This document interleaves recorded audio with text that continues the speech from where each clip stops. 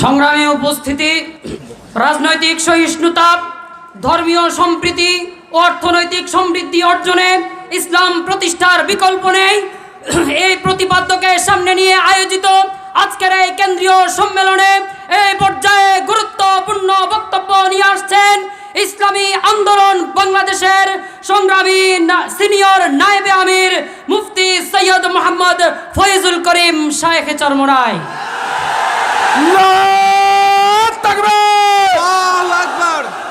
ছাত্র আন্দোলন জিন্দাবাদ জিন্দাবাদ, ইসলামী আন্দোলন বাংলাদেশ জিন্দাবাদ জিন্দাবাদ।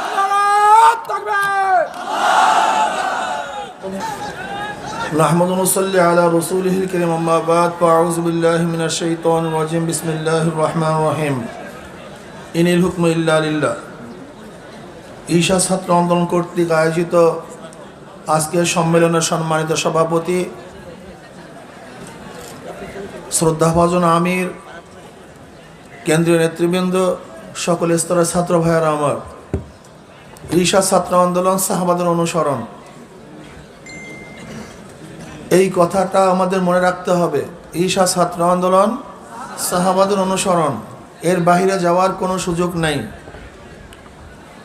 ঈশা ছাত্র আন্দোলন রুহানিয়াত ও জেহাদের সমন্বিত প্রয়াস। রুহানিয়াত বাদ দিয়ে ঈশা ছাত্র হতেই পারে না। কাজে কেউ যদি মনে করেন রুহানিয়াতের প্রয়োজন নাই, শুধু সংগ্রাম করব, আন্দোলন করব, তাহলে মনে করব এক খেসুরি মাকড়া সংগঠন হবে, যেই সংগঠনের মূল উদ্দেশ্য থেকে অনেক দূরে সরে যাবে। কাজে রুহানিয়াতকে বাদ দেওয়ার কোনো সুযোগ নাই ঈশা ছাত্র আন্দোলনের। দ্বিতীয় কথা হল, ঈশা ছাত্র আন্দোলন বাংলাদেশে ইসলাম হুকুমাত কায়েম করতে চায়। ইসলাম হুকুমাত কায়েম করলে কি হবে? সাম্য, ন্যায় বিচার, মানবিক মর্যাদা বাস্তবায়ন হবে। যেই স্লোগানের ভিত্তিতে এদেশ স্বাধীন হয়েছিল, সেই স্লোগানই রয়ে গেছে, আমরা বাস্তবে দেখতে পারি নাই। আজকে দেখেন, রাজনৈতিক অধিকার বাংলাদেশের প্রত্যেকটা রাজনৈতিক সংগঠনের আছে, এটা সংবিধান অধিকার দিয়েছে, এটা কার করুণার পাত্র নয়। সংবিধান অধিকার দিয়েছে আপনাকে রাজনীতি করার। কিন্তু আমরা কি দেখছি, বর্তমানে যারা ক্ষমতাসীন সরকার, অবৈধ ক্ষমতা দখলদারী সরকার, তারা অন্য কাউকে রাজনীতি করতে দেয় না। আজকে বসি মিলনায়তনে আমাদের সম্মেলন হওয়ার কথা ছিল, কিন্তু সেখানে হতে দেবে না। কারণটা কি? জিসকা লাঠি উসকা ভয়েস, জিসকা তাহকাত উসকা হুকুমত। তাদের শক্তি আছে, আমাদেরকে করতে দেয় নাই। আজকে কাউকে মিছিল করতে দেয় না, মিটিং করতে দেয় না। খাস করে ইসলামকে বন্ধ করার ষড়যন্ত্র পরিপূর্ণভাবে পোক্ত করে ফেলছে। এর কারণটা কি? ওরা বারবার কেন বলতেছে আপনারা পাকিস্তান যান? ওরা জানে এতগুলি বর্ডার পাড়ি দিয়ে পাকিস্তান যাওয়া সম্ভব না, কিন্তু কাঁটা তারের বেড়া উঠায় দিলে ভারত হওয়া সম্ভব।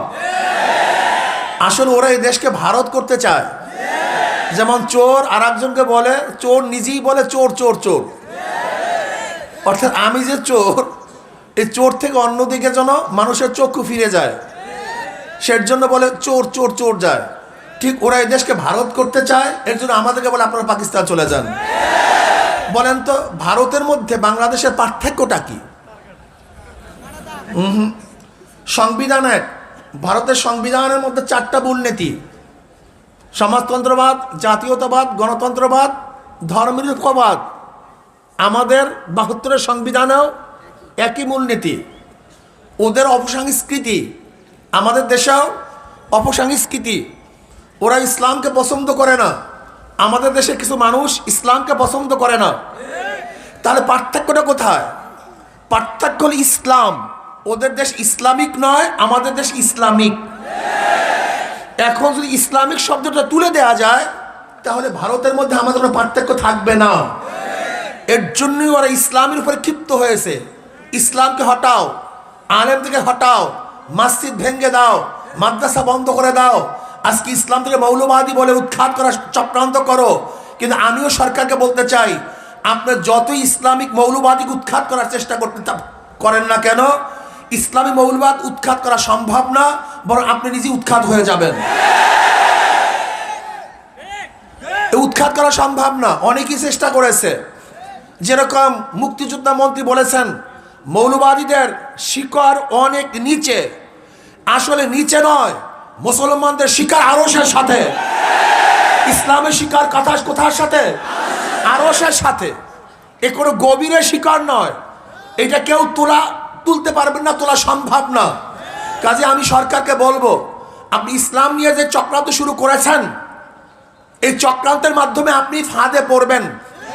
আমার বিশ্বাস নিশ্চিতভাবে সরকারের আশেপাশে সরকারের বিরুদ্ধের কিছু লোক আছে, যারা চায় সরকার ইসলামের সাথে সংঘাত সৃষ্টি করে গদির থেকে নামিয়ে দিতে, এইটা চাইতেছে। কিন্তু আমি বলবো, আপনার সুবুদ্ধি উদয় হোক, ইসলামকে ধ্বংস করার চক্রান্ত করবেন না, আলেম ওলামাদেরকে রুখে দেওয়ার চক্রান্ত করবেন না। আজকে মাহফিল বন্ধের যে ষড়যন্ত্র করতেছেন, এই ষড়যন্ত্র বন্ধ করুন। এদেশে মাহফিলের অনুমতি দিয়ে দেন। ওলামায়ে কেরামের রাজনীতি করার অনুমতি আছে, ওলামায়ে কেরাম বুক ফুলিয়ে হাঁটার অধিকার আছে।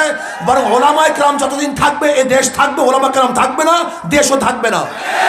কাজে আল্লাহ পাক আমাকে এবং আমাদের সবাইকে ইসলাম অনুযায়ী দেশ চালাবার তৌফিক দান করেন। ওমা আলাইনা ইল্লাল বালাগ। আসসালামু আলাইকুম ওয়া রাহমাতুল্লাহি ওয়া বারাকাতুহু।